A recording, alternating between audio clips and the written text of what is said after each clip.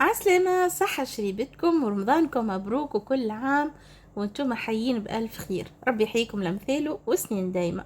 اليوم جبت لكم رسالة خبز ذرة زمنية من قاع الخابية، بنة بنة بنة بنة عالمية. انا خدمتها كوموند لكليون، لكن في نفس الوقت حبيت نودكم بالرسالة. يلا نبداو معانا بالمقادير.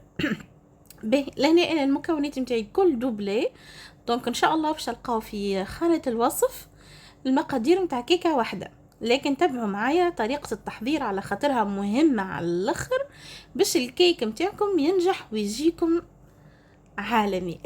تنجموا حتى تودوا بيه اللي تحبوا عليه، واللي تحب تخدم بها كمشروع طبعا تنجم على روحها. بون كيما شفتوا حطيت العظام والفاني والسكر، ركبتهم مليح على فيتيس عالية حتى لين الخليط تضعف وفتح، ومن بعد لي زدت الزيت. لهنا طيحت في الفيتيس وقعدت نزيد في الزيت بشوي بشوية، وراني عملت ميكس ما بين زيت زيتونة وزيت لقطانية، على خاطر معروف اللي دروع زيت زيتونة يبننوا على الاخر. نتصور راهو من الاختلاف نتاع لاكولور نتاع الزيت بين لكم.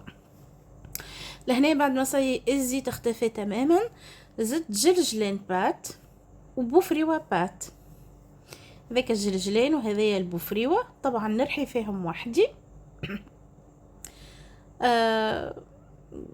ما نجمش انا ناخذهم مرحيين من حتى بلاصه، الحق نشجعكم انكم ترحيوهم وحدكم. بعتالي رجعت ركبتهم على فيتيس عاليه، وهذايا التكستير نتاع الخليط نتاعي. نجيب طول المكونات الجافة، حطيت الذرة والفرينة والخميرة مع بعضهم، خلطهم وبعدين زدتهم على الخليط اللي حاضر. كيف ما قلت لكم ان شاء الله تو تلقاو الوصفة مكتوبة في خانة الوصف. به على فيتيس طايحه نخلطوا النواشف، راهو ميلزمش تخدموا الجلوتين اللي في الفرينه.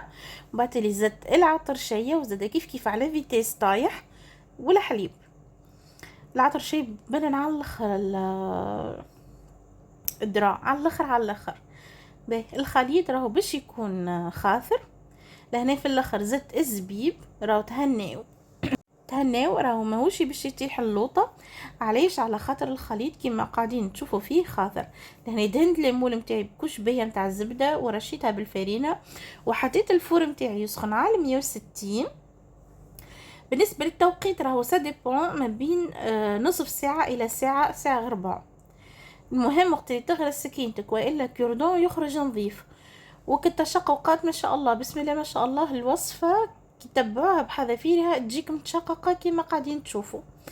لهنا قسمت كما شفتوا الخليط متاعي على 2، ومن بعد زينت الكيك متاعي بالبوفريوه كونكاسي وبالاموند افيلي اللي هو البندق.